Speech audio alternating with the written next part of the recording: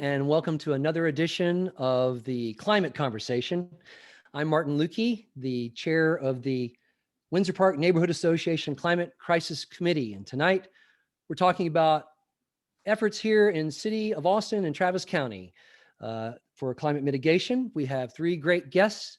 First, we have Zach Baumer from the City of Austin, where he manages the climate program in the city's Office of Sustainability. His primary duties include overseeing the implementation of climate change mitigation and adaptation strategies across the city, organization, and community. My co-host, Barrett Sundberg, will introduce our other guest.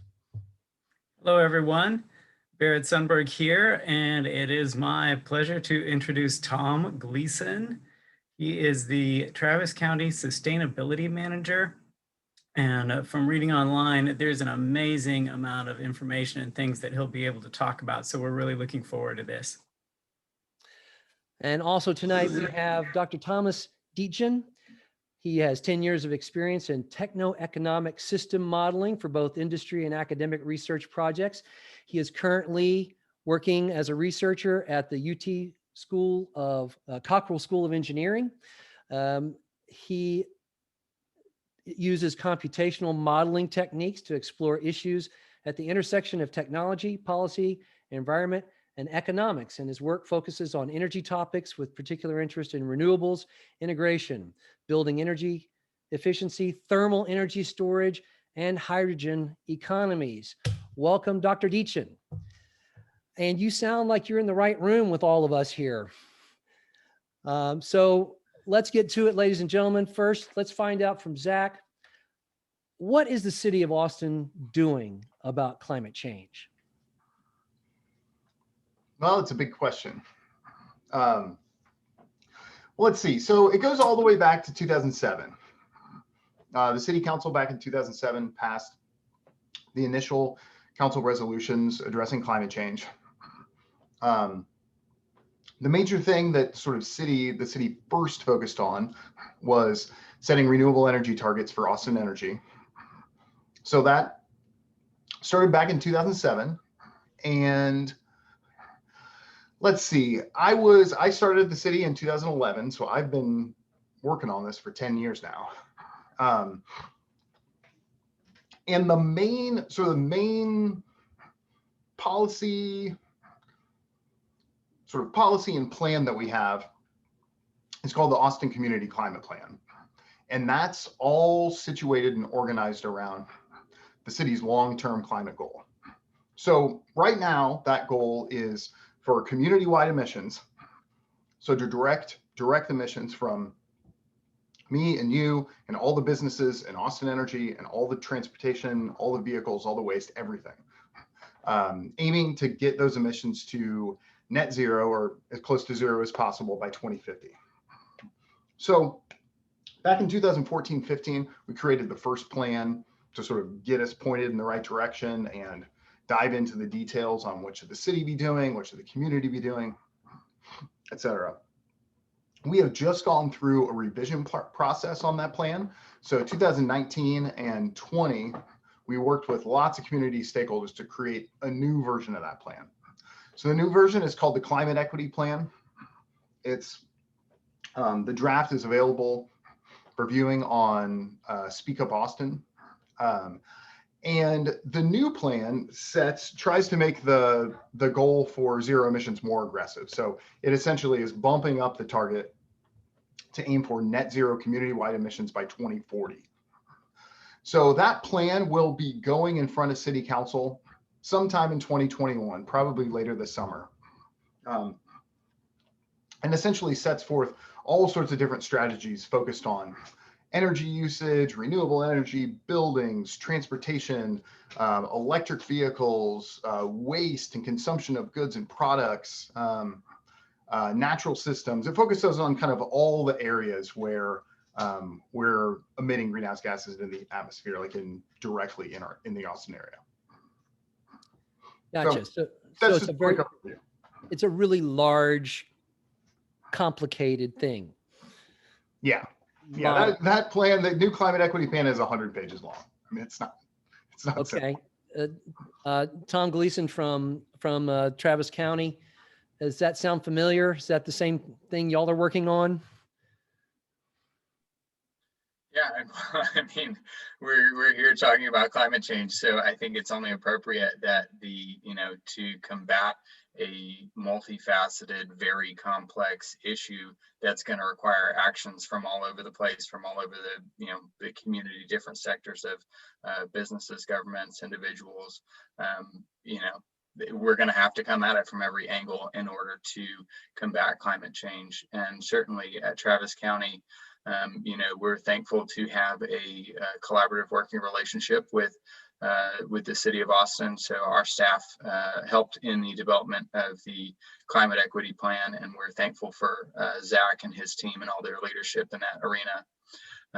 Within the Travis County sphere of influence, for our internal operations, we've passed our own climate action plan looking at county operations and how we can make strides in that realm. We've through the leadership of our commissioners court, have passed a net zero resolution. So for Travis County operations to be carbon neutral by 2030, as well as a carbon neutrality goal for our broader Travis County community. We have an environmentally preferable purchasing policy to make sure that we are putting our money where our mouth is in terms of finding sustainable products and buying things that aren't further worsening the problem. We have an annual sustainability report where we highlight how we as an organization have done, what our energy consumption was, water consumption, how that compares to previous years. We include our greenhouse gas inventory so that we can see the progress that we're making towards these goals. And a small but meaningful victory just yesterday. Our Commissioners Court passed a resolution joining the Lights Out Texas initiative. And for those who don't know, that's an initiative where we're asking residents and businesses from April 19th to May 7th, and I hope I have those dates right, but asking folks to turn off lights, so light pollution impacts migratory birds, and we have more than more than a third of migratory birds are passing through Texas during those peak migration periods. So we want to turn out as many lights as possible, try and eliminate light pollution where we can, and send them on their way safely. And small victory for the climate: when we turn off the lights, we save energy, we save pollution. Roger that. So in that realm, Dr. Deetjen, I noticed that one of your current projects is decarbonization scenarios for Texas. And it looks like the city of Austin and Travis County are working on that. From your perspective as a researcher, what are you finding? Yeah, so the study you're mentioning is it's looking at all of Texas for a 2050 net zero carbon emissions plan. And that should come out in the next month or so, being published by the research group under Dr. Michael Weber, also in engineering. But some of the things we're trying to do is do a number of different scenarios of what it might take to get to zero and see what some of those scenarios have in common. So a big thing is clean electricity. Another big thing is energy efficiency. And another thing is some industrial tools for cleaning up industrial emissions. So I think that Zach can at least talk about those are all in Austin's climate plan, and I'm not sure about Travis County, but something else the two of them could talk about.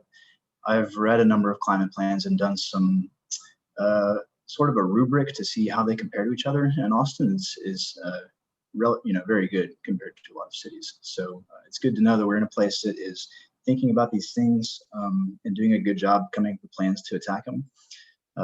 Two things that we could talk about is the fact that Zach and Tom are both here. There is cooperation between Austin and Travis County and other cities too. So a lot of this city level climate action planning takes a number of different jurisdictions to be helping each other because a lot of climate issues obviously go much wider than the boundary of a city. And then another thing that Tom mentioned is that they are being specific and thoughtful about their accounting methods. So Austin and Travis County have a good idea of what their CO2 emissions actually are, so they can measure if they're improving or not. And a lot of cities don't even have that to really say. So, Tom, I wondered about that as far as measurement. I noticed that on Travis County's own website, there's been reports published since 2012, and they have a lot of information in them. How did that come about, and how has it affected what the county has actually done? Yes, and we've actually, gosh, was it 2018? I think we went kind of undertook a restructuring of those reports. They were generally focused on solid waste management and recycling, and we've transitioned those to be more holistic, to look at, total county operations and see, what we're doing. And I think it's important to, each piece of the report should be something significant, something that we want to measure, something that we want to bring in front of the commissioner's court on a regular basis and say, this is how we're doing in these areas. So we've made sure to, to include a greenhouse gas inventory, to include numbers on our sustainable purchasing, to include energy consumption. And then as much as possible, we try and relate that back to the individual employee and say, our electricity cost is X dollars per employee, because we want each employee to feel like they have the opportunity to impact that and be a part of that equation. So I was looking at the City of Austin data on their community climate plan, and it shows that this plan really was started in 2017, numbers wise, and there was this goal of reducing our output by 2020 to 11.3 million metric tons, by 2030 to 8 million metric tons. And I'm wondering, so we're at 2021. Did we actually meet the goal, Zach, of being down to 11.3 last year? Is that something that happened? Yeah, so we don't have the exact numbers on the community-wide inventory yet. So when we do a community-wide inventory, we're getting really high-level aggregated data on transportation. We're getting emissions data from power plants. We're getting data that's reported to the EPA. We're getting all of these really high-level data sources. And all of that data doesn't come in until like a year later. So later this year, probably by the end of 2021 or early 2022, we'll know the exact numbers on 2020. But we do know that we are, here, I can share my screen. I mean, we do know, and there are links to this through our website. I'm not going to share my screen. It's just going to make it more complicated. I mean, we do know that we're down to at least 12 million metric tons in 2018. So in the key area where we've been getting the reductions, the early reductions in our plan, have been from Austin Energy stack emissions. So as Austin Energy has implemented their new resource plans over the course of the last decade, we have been using less and less fossil fuel energy and using more and more renewable energy. And basically through implementing those plans and those two things happening, the community-wide and like the footprint from our electricity has been shrinking. And it is expected to shrink even more dramatically over the next like 5 to 10 years. Why is that? I'm curious. Why is it going to keep shrinking? Oh, because they are just going to keep getting out and getting out of more and more fossil fuel generation resources and getting into more and more renewables. So the plan now is by the end of, I think, 2021, the Decker power plant is set to start decommissioning.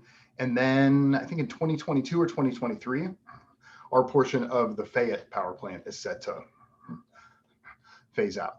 So when those are tell me if I'm catching up on this. Is Decker runs on natural gas and Fayette runs on coal? And so both of those are going out in the next few years? Yeah.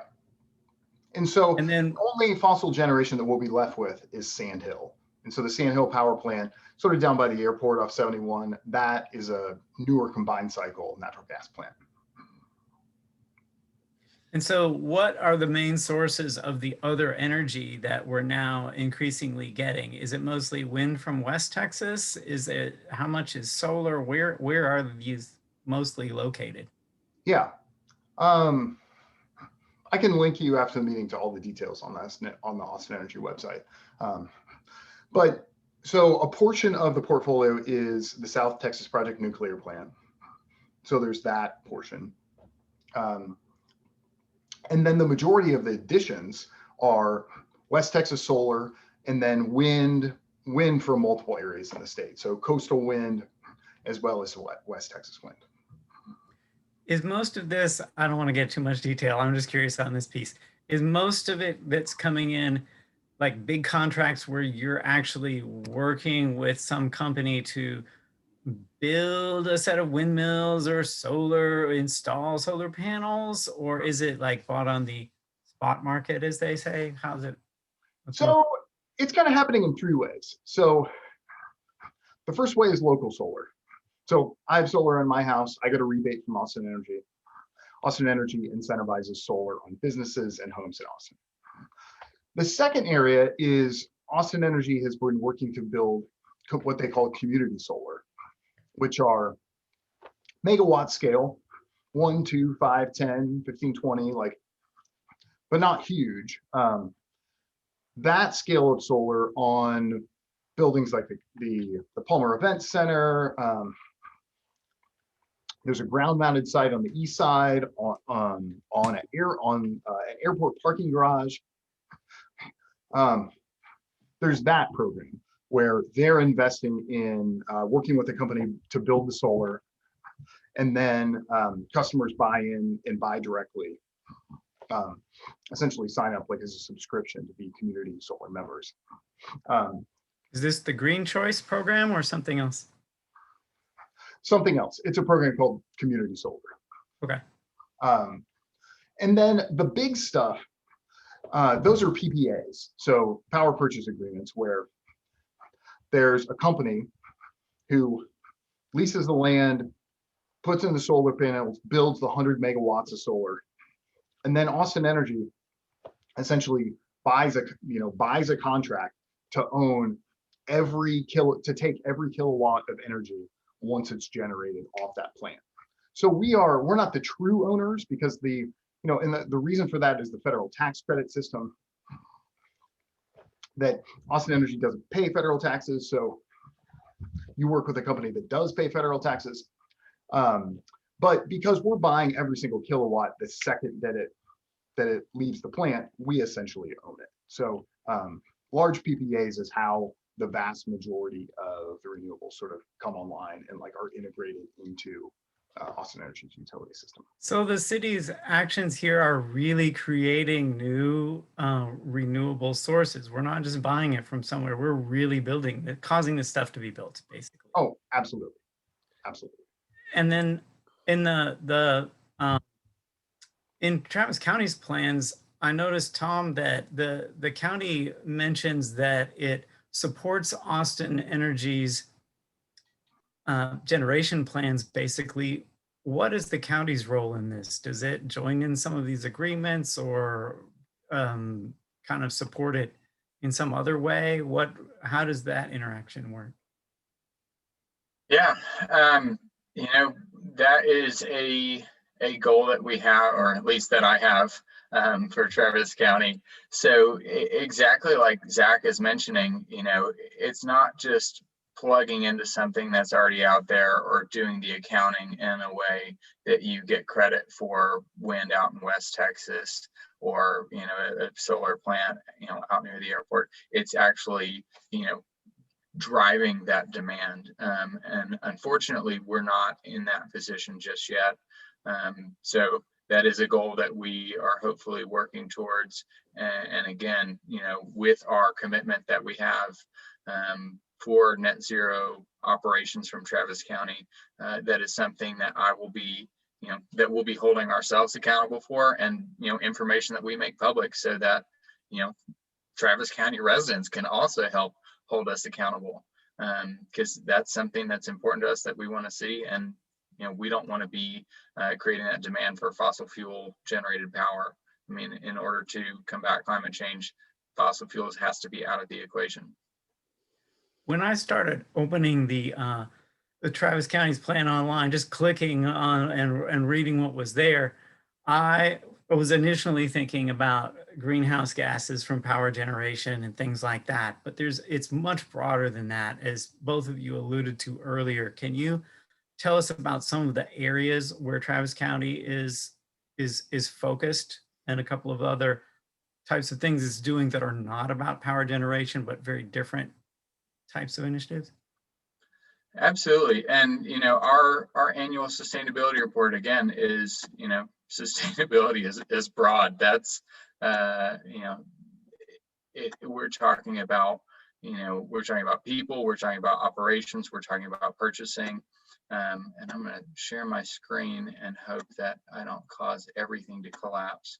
But here's our 2019 report. And so, just running through the table of contents, you can see, again, what we measure indicates priorities. And so, these are the different areas that we're focused on as an organization and reducing our impacts in each of these areas.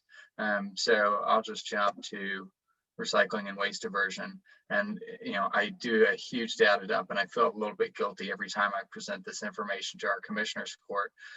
But, we have all of this information, recycling costs, recycling revenues, what we're disposing of, recycling by materials, and, how we're doing in all of these areas, and different indicators of success, or different areas where we could do better. Again, with we have commentary in here, so that there is context for just, there's a ton of numbers that we're throwing at you, but our diversion rate in the 2019 report, we were less than 30% diversion, and nationally, the U.S. average is above 40%. So we have a lot of room for improvement, and I will look to the leadership of our elected officials and say, here's where we are, here's where everybody else is. Do we want to be at the back of the pack, or do we want to be at the front of the pack?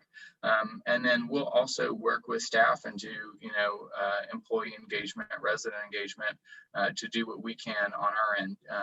It really is that kind of top down and bottom up approach to drive change in the different areas.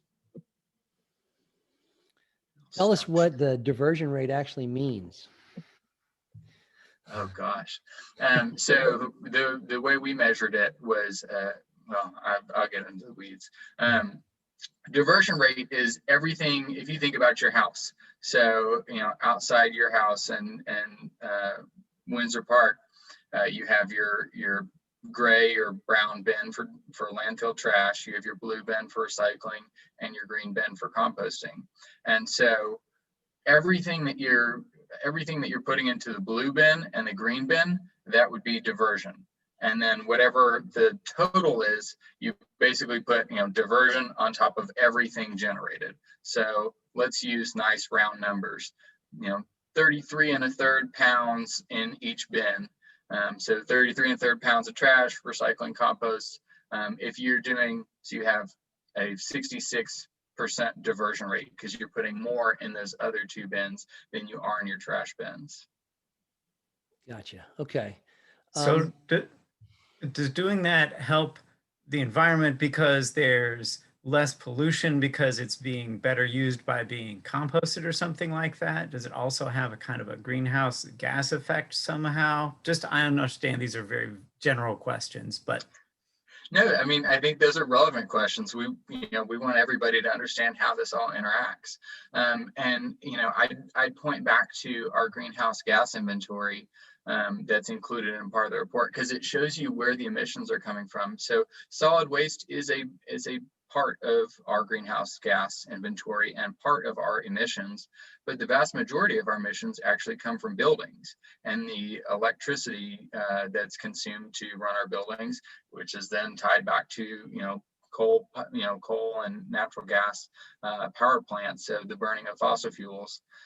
So all of these things add up, but where we could make the biggest impact is going to be in the buildings and facilities realms, working on energy efficiency, working on getting, changing the power sources that we're getting for our facilities, and reducing our overall consumption. That brings up the idea of energy loss in buildings. And I think, Dr. Deetjen, you've been doing research on this. What are you finding? Is it all about building materials, or what's research showing? Yeah, I'd love to answer that. I have a couple comments before we move on, though, that I think would be helpful. Something we could think about as we're talking here is, what do cities have control over or jurisdiction over, if you want to put it that way? A lot of times the really big things that impact climate change are not necessarily in the jurisdiction of a city. So the power sector is the main one that we think of first. Austin Energy is rare that a city owns its own utility. So Austin actually has a decent amount of impact over the power sector. Most cities don't have hardly any, besides the first two things that Zach was talking about, which are local solar and community solar if they have room for it. But the ability of Austin Energy to buy these contracts with solar farms that actually helps the farm get built, that's pretty important. And Tom can correct me if I'm wrong, but I don't think Travis County has quite the same influence, which means that for Travis County to make impacts on the power sector emissions, they need to work closely with the utilities and the co-ops that operate in Travis County and try and get them on board with this broader plan to reduce power sector emissions. But then we have things like waste management, which is very much in the control of most cities. And it may show up as a smaller item on the list of things that cause greenhouse gases, but it's typically something that is reasonably affordable, and there are a lot of good benefits to doing it just besides the climate impacts. And cities have a lot of levers they can pull to make that happen. So I think as we talk, we can keep thinking in mind of what cities are able to do and what kind of impacts those things can have. As far as buildings go, that's kind of an area where cities have a medium amount of influence, and it is an area where there could be a lot of contribution. So the way to think about buildings is mostly, they do produce greenhouse gases if you're burning natural gas in your house, or propane, for example. If you have a reasonably efficient water heater, cooktop, and heater, then those emissions aren't going to be extreme. But the most energy we consume, at least in Texas buildings, is for air conditioning and keeping our buildings at temperature that we want them to be.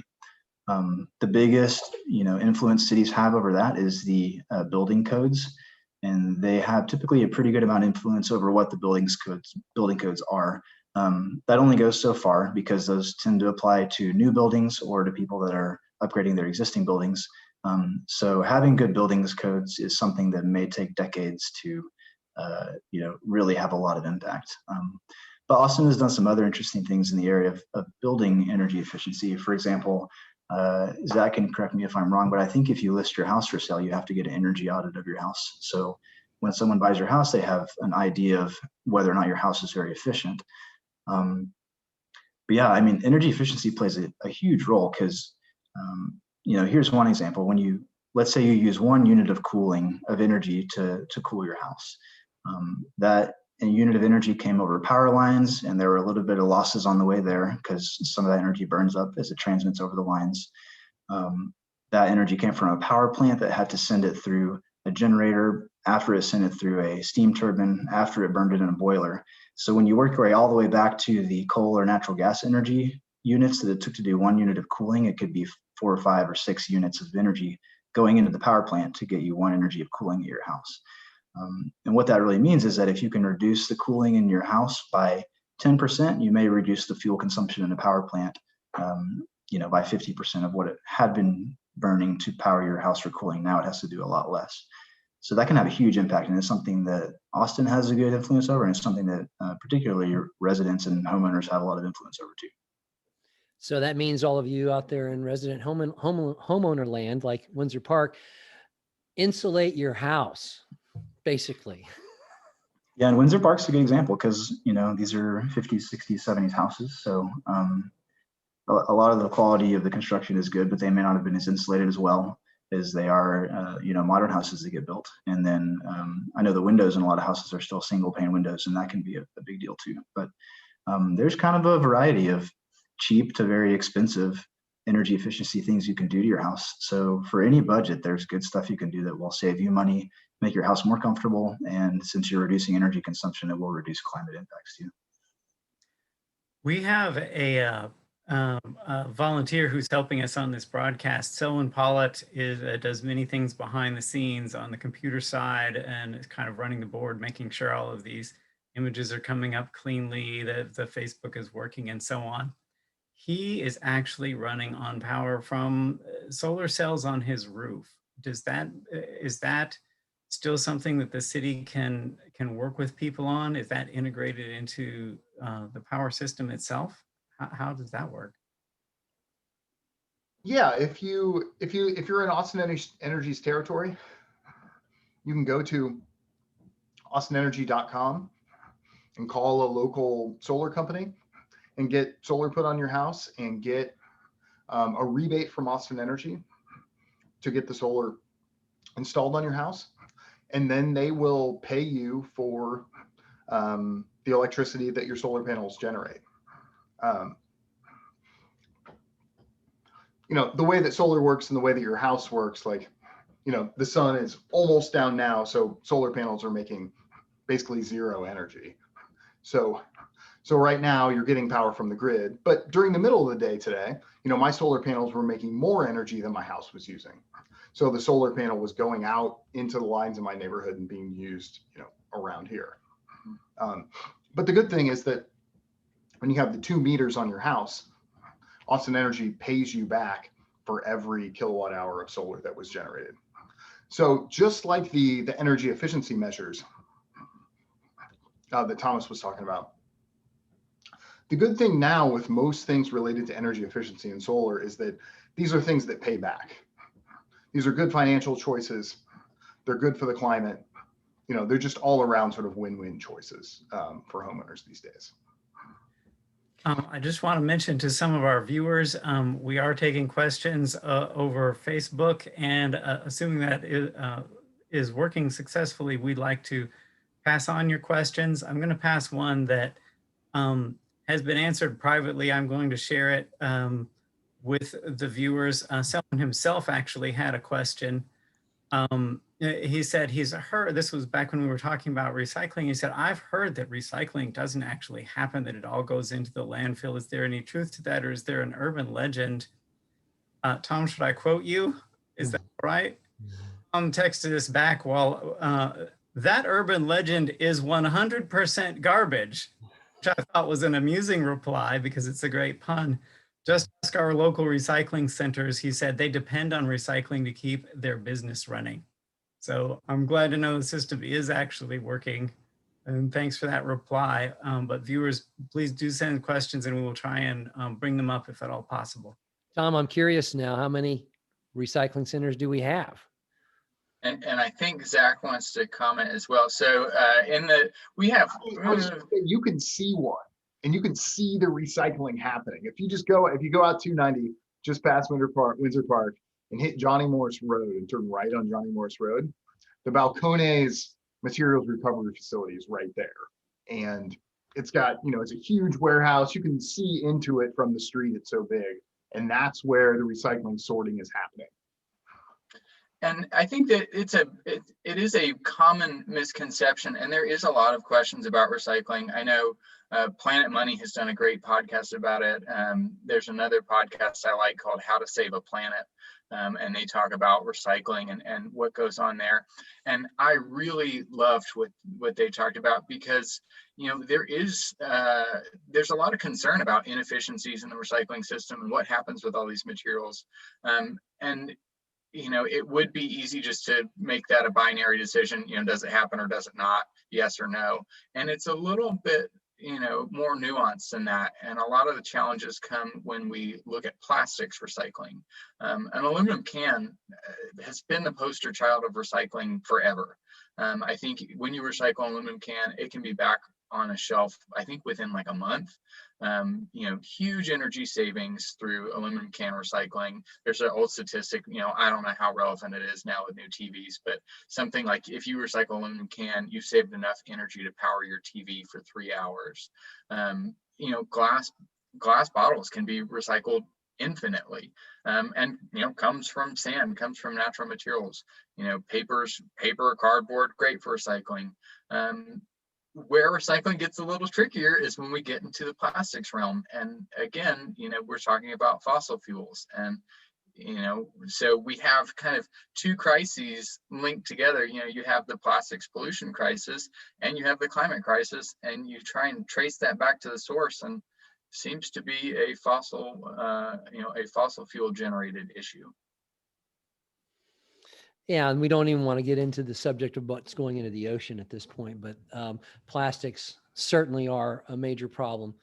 I wanted to shift gears a little bit because we were talking about renewable energies and solar, et cetera. And I think the main issue we have right now, and something that became painfully obvious in the February freeze that we had here, that we need to store our renewable energy. We need to build, in my opinion, these gigawatt plants to actually have a background of just nonstop energy that's always available.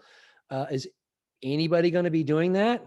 Is anybody planning any kind of large scale, industrial scale, or what do they call utility scale battery plants? I'm going to punt to Dr. Deetjen, but I do just want to say, I think we like to look for the big, sexy solutions. Like, let's get this huge, awesome Tesla battery. Very cool. I'm on board with it. But also, let's talk about Tesla's less sexy cousin, energy efficiency, and, insulating your attic and caulking your windows and all that.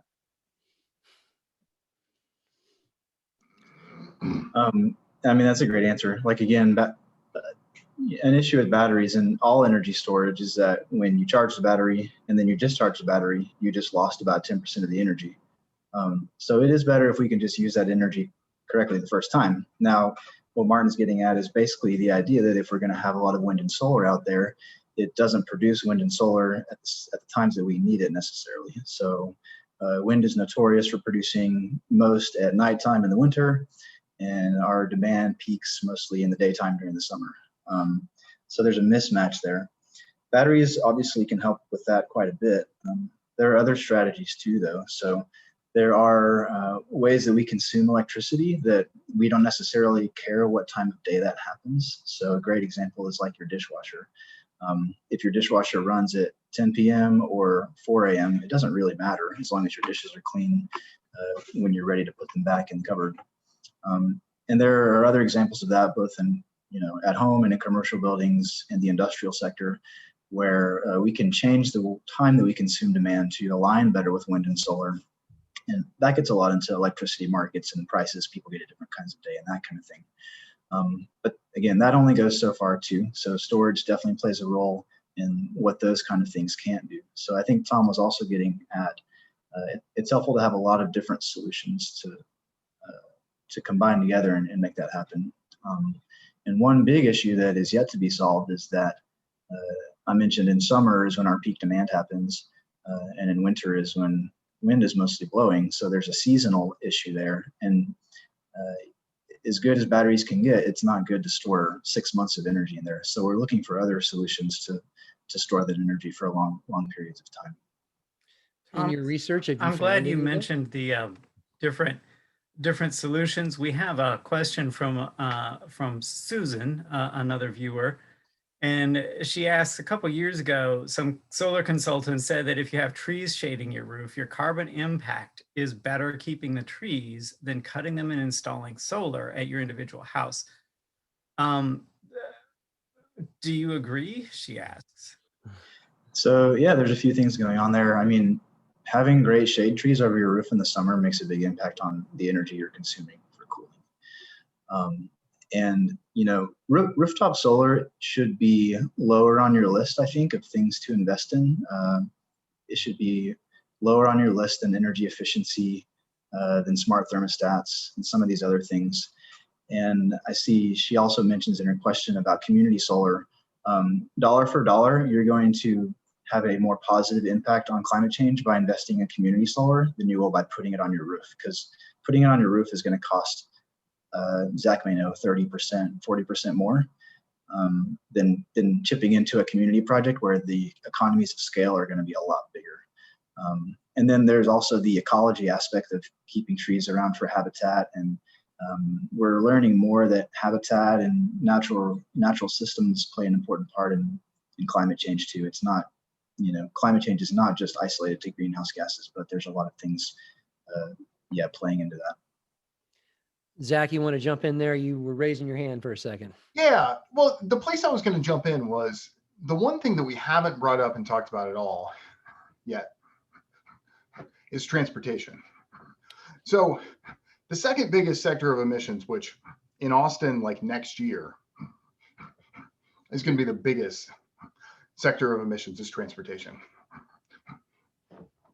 So that's all the gasoline and the diesel, moving all the cars and the trucks around our city all day, every day, all night, constantly. And then the other, you brought up batteries, the other sort of interesting connection with sort of the solutions to transportation are getting, number one, just not using a car. So getting on public transportation, walking, biking, avoiding a trip altogether. That's the best thing. But more and more, we realize that because of the way our city is designed, the way that our city is sprawled, and having so much renewable energy coming from Austin Energy, electric vehicles are going to have to be part of the solution for us to get to zero emissions in Austin. So, you know, the biggest batteries that are around right now are in cars. So I have a Chevy Bolt. It has a 66 kilowatt hour battery. So during the storm, I was lucky, during the winter storm, I was lucky my power didn't go out.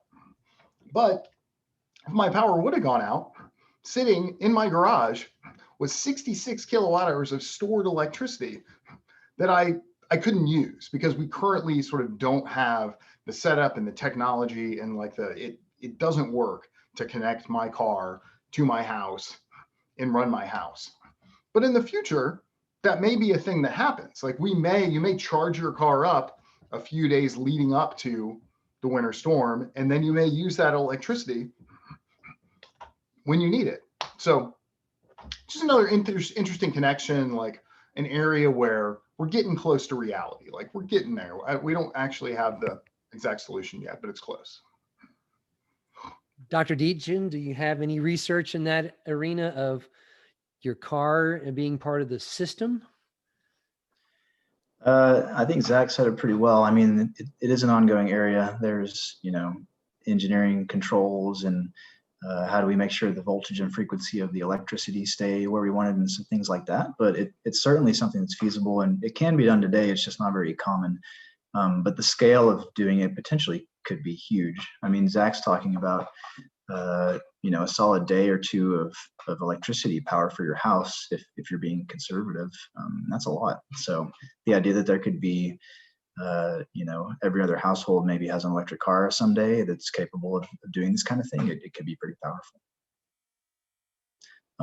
And then another aspect of that is that there are still parts of the US where if you switch from a gas car to an electric vehicle, you actually increase your emissions just because the power sector is dirty. So I think the Midwest is one of these places and the Rust Belt. But in Texas, I think we're past the point where doing that has a positive impact on emissions. And certainly going forward, Texas emissions will continue to drop. So if you think of the lifetime of an electric vehicle, If you buy one now, your lifetime emissions impact are going to be lower than if you kept onto your efficient gasoline car. And I'm assuming that when it comes to fleets of vehicles like the county and the city have, eventually when you get to the point where you have all of them being electric, I'm assuming we now have electric buses, but the same can be said for all of these systems being plugged in all at the same time. They kind of can work together. That's, I'm assuming, a goal. Yeah, theoretically, yes, it can happen.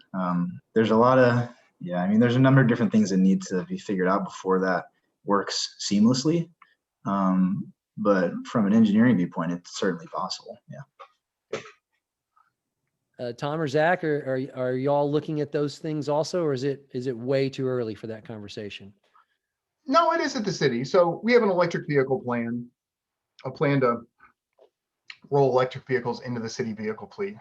The city currently owns and operates, I think, over 250 electric vehicles. But right now, those are just sedans. I mean, part of the challenge with the city vehicle fleet is that you've got police cars, you've got a lot of pickup trucks, you've got, dump trucks, you've got all sorts of different uses that don't all have an electric solution that can work for them right now. But what you were mentioning about being able to use a vehicle fleet like as a gigantic battery, the closest thing we're probably getting to that is Cap Metro. So Cap Metro also has a plan to electrify their bus fleet. And up on Barrett Road, like just north of 183, sort of like on your way to the domain, there's an old like abandoned mattress factory thing where Cap Metro owns that site. And they are totally converting that site to be like their new electric bus depot, where in the coming years, I think they have like less than 5 electric buses right now. But say in the next 10 years, they may have 50 to 100 or even more electric buses in their fleet. So when you have all those buses in one place and you have them all going to this home every night and charging throughout the day, there's going to be a lot of electricity going into that site to charge those buses. And the batteries on those buses are huge. I mean, they're like 300 kilowatt hour batteries. I mean, massive batteries where you line up, 10 buses or 100 buses that have 300 kilowatt hours of electricity, and you're talking like megawatts of power. So it's on down the line. We're getting a lot of good questions that you guys are stimulating from our viewers, and there's kind of 2 different lines that both come to one question. One is simply about different vehicles and their effect. Susan asks, do you have a second favorite plug-in hybrid electric vehicle since they stopped making the Chevy Volt? I don't have my favorite one is at this point is just to go full electric. There's lots of different plug-in electrics that they make right now. There's a Mitsubishi one, there's a Toyota one, there's numerous different plug-in electric cars that they make. But it seems like we're hitting this strange point where those sort of came in, and it's like as soon as they started like most of the manufacturers making one, most of the manufacturers are sort of jumping to full battery electric. So the question of, is it fleets or how much impact do our individual cars have is a big question. In some of the chat, the information was, the idea was already brought up that on some level, every person has a part to play, but the biggest impacts are systems level, and individuals can drive systems change. Can each of you address that, and how can people listening to this broadcast drive systems change? All these topics. I think maybe the place to start is that there are a lot of positive things we can do to help the climate that have other benefits. So if we just want to talk about electric cars for a second, We've already talked about some of the potential reliability benefits if you have a setup where you can use your car to provide you power when your power is out. So there's a benefit. Electric cars last longer. They don't need oil changes. They accelerate faster, so they're more fun to drive. And there are other benefits you can stack on there as well. When you get into energy efficiency for your house, that's a little more obvious. You obviously save money on your electricity bills when you're not consuming as much, but your house will be more comfortable. You can set your thermostat at a different level and not, have the wind blowing on you as much. So yes, if your priority is environment, there are a lot of good environmental reasons to do these things. But as an individual, you get a lot of personal benefits from contributing to some of these solutions also. And then from a systems level or a community level, there's some research out there about how it mostly looks at solar panels. So it shows how people who have neighbors or friends down the street that have solar panels are more likely to buy solar panels themselves. So there's certainly a cultural aspect of energy efficiency and climate change mitigation that when you do something, the people around you notice that, and it feels more normal to them to do something also. So similarly, if we tell our neighbors, wow, I really like being on Green Choice Energy, where I sign up for all of my electricity from the city to be supporting more of these building of renewable facilities, that might influence people too. Is that? Yeah, but I think the trick is that you need to actually see it. So maybe you can get a Green Choice, yard sign or something. That is a great idea. I like that. I'm going to go get one. I'm going to make one. That's what I'm going to do. I've been on the Green Choice program since it was invented in 2003. And we did a calculation recently. In our group, we built a calculator, a carbon footprint reduction calculator. And these things that you do to reduce your carbon footprint, we have 10 choices. One of them is the Green Choice. And we backdated mine to 2003 when it turned on, and the amount of carbon that has been saved just by doing that in my household was stunning. It was an enormous number. And that's just one person doing that. And I've been telling everyone, please sign up for Green Choice. But Zach, now you're saying there's community version. Is this a different name, a new program? What is that? Well, Green Choice is like very big picture. Green Choice is renewable energy credits from the market, and you're just like buying the attribute of the renewable energy. The idea with community solar is just what Thomas is saying. You can actually go and see where the solar is being generated. And so you're actually a little bit more closely participating in the solar market without actually having the panels on your house. So that's where like a set of solar panels are put up somewhere near our city, and that is serving this community, like a neighborhood or the city or something. And we've actually built the new thing, and you could go look at it. Yep. Yes. And you said earlier that was a part of what the city's already doing. Yeah, as people sign up for community solar is people have to sign up for it, and they build as much capacity as people sign up for. So where do we sign up for this, since it's different from Green Choice, which is what Martin and I have both been individually on for a while. So where would we sign up for this? I think if you just Google Austin Energy Community Solar, we can probably find it. Yeah, it's right there. Okay. Yeah, if you just Google Austin Energy Community Solar, you can see the whole deal right there. Didn't know that. That's fantastic. Yep. We have back to the other a Zoom chat that people are replying to and chatting on. I don't think it's visible to the people on Facebook. So that link was posted, but at least it should be searchable. I think we can try and post that later. We'll try and post it on the Windsor Park Carbon Shrinker calculator that we referred to, which is on Facebook as well, just like this is streaming on Facebook Live.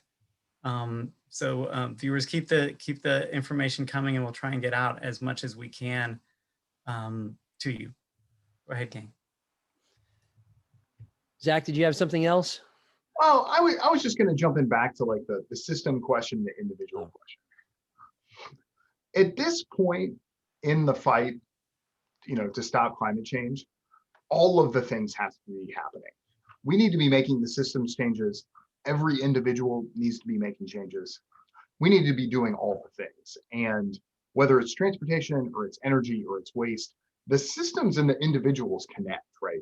Like our systems can make policies and programs, but individuals have to step up to the plate and take the action, because every single one of us is using fossil fuels and has a role to play. So the answer is both.